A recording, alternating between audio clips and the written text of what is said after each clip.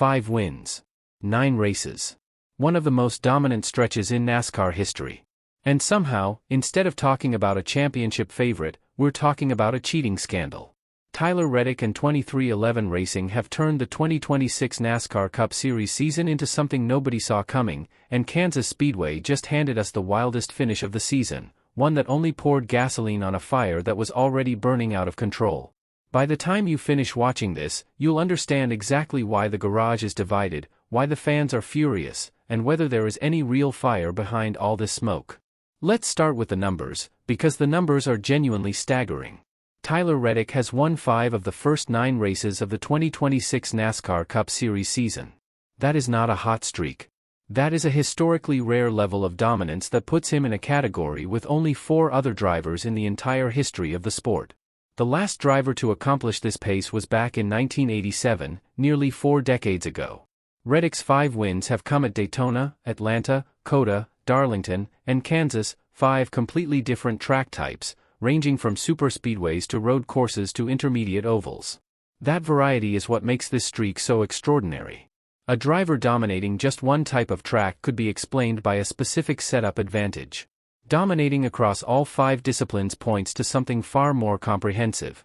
In the standings, Reddick now leads his own teammate and co-owner Denny Hamlin by 105 points, and he is mathematically on pace for one of the greatest single seasons in NASCAR Cup Series history. Any other year, this would be the only conversation in the sport. Analysts would be debating whether he could challenge the all-time win records, whether 23XI Racing had cracked the code on the next-gen car, whether Michael Jordan had built something truly special. But this is not any other year, and the conversation has gone somewhere far darker than anyone expected.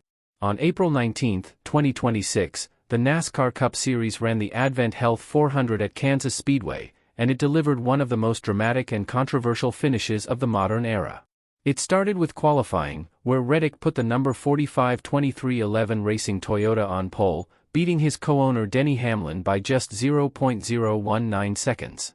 2 teammates separated by less than 0.02 of a second, that set the tone for everything that followed. In Stage 1, Hamlin came out strong and led 75 of the first 80 laps, engaging in door-to-door racing with Reddick in the opening laps before eventually clearing him and taking command of the race.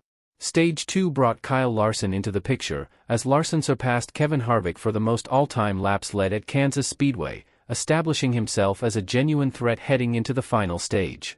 Meanwhile, Reddick was dealing with his own problems. He brushed the wall in Turn 1, reported a slightly off-center steering column over the radio, and his crew made adjustments during pit stops.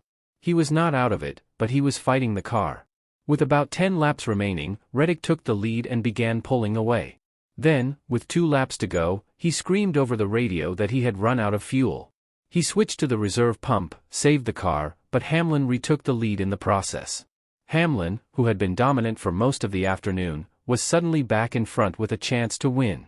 And then, on lap 266, Cody Ware, running 6 laps down and dead last, spun out and brought out the yellow flag. Overtime.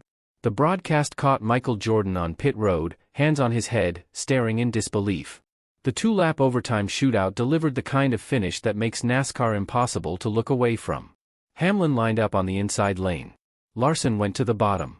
Then Reddick, restarting second on the outside, got a massive run off the top lane, dove under Larson in the final corner, made contact with Christopher Bell, sent Bell into the wall, and held on to win by 0.118 seconds. In victory lane, Reddick handed the checkered flag to Michael Jordan, who summed up the moment simply, "This kid is on fire." Jordan also made a candid admission that he wanted specifically to beat Hamlin for the bragging rights after all the trash talk between them. Before getting to the scandal, Denny Hamlin's afternoon deserves its own moment, because what happened to him at Kansas was genuinely brutal. Hamlin led a race-high 131 laps. He was seconds from victory, positioned perfectly for the win, when a lapped car that had no business affecting the outcome spun out and erased everything. His media comments after the race made his frustration clear. He was direct about Cody Ware wrecking while running 6 laps down, calling it one of the most painful outcomes he could imagine in that situation. The broader historical context makes it even worse.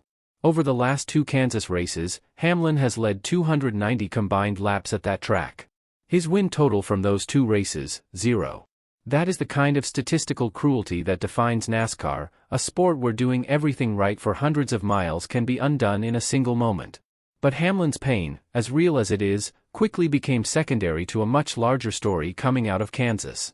Because the bigger conversation after that race was not about who should have won. It was about whether 2311 Racing should have been allowed to compete at all.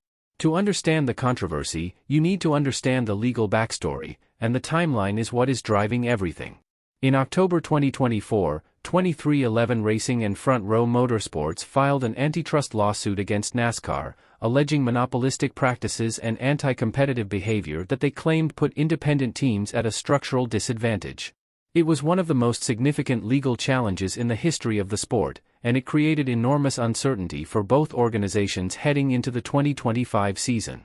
In December 2025, an 8-day trial concluded, and a settlement was reached just before Christmas.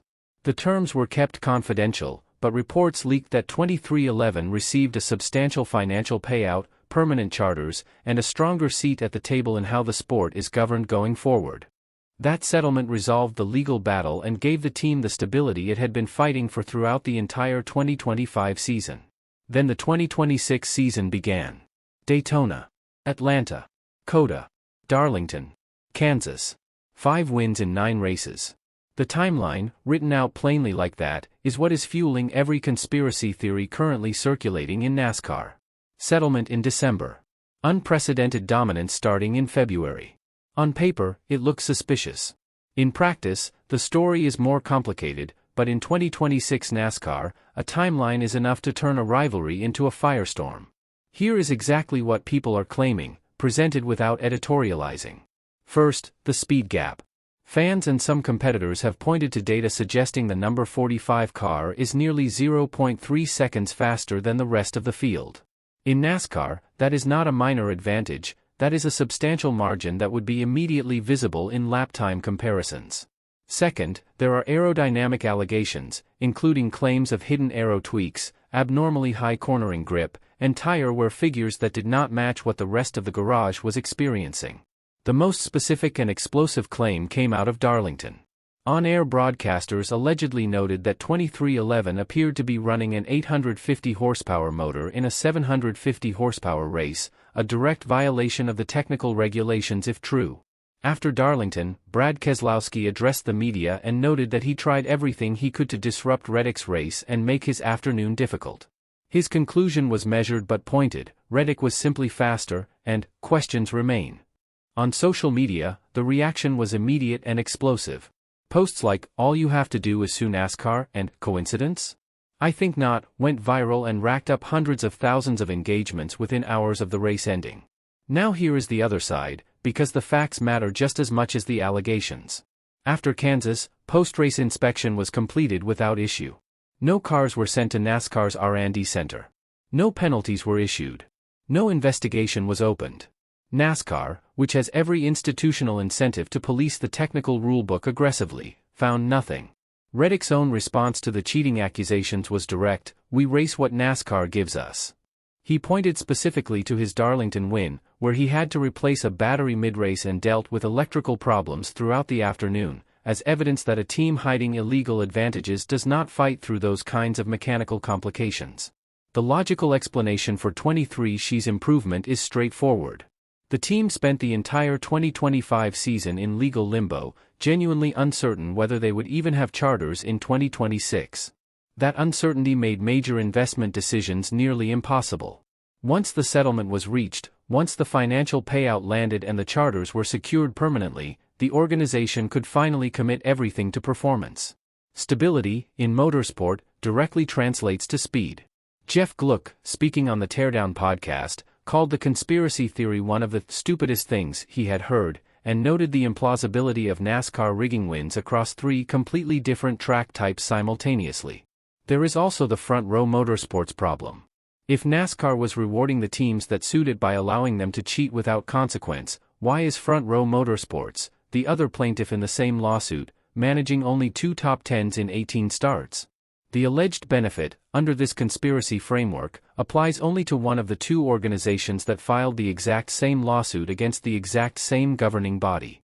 That logical inconsistency alone should give any fair-minded observer serious pause. Listen to what the drivers themselves are actually saying, because their words are more telling than anything posted on social media. Ryan Blaney, who finished 24th at Kansas, was blunt in his post-race assessment: "He just goes faster.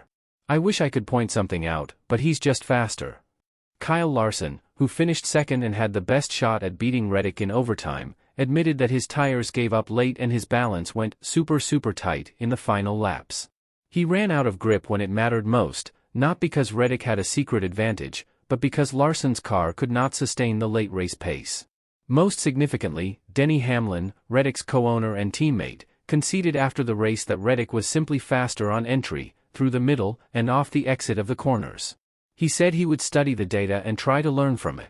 When the co-owner of the team, who has every personal incentive to downplay the gap, openly admits that his own driver is categorically faster, that is not the language of a team hiding something illegal. That is the language of a team that has genuinely figured something out. NASCAR has been here before. Jeff Gordon faced accusations of illegal traction control during his dominant stretches in the late 1990s. Dale Earnhardt Jr. was accused of running special equipment at Daytona in the early 2000s.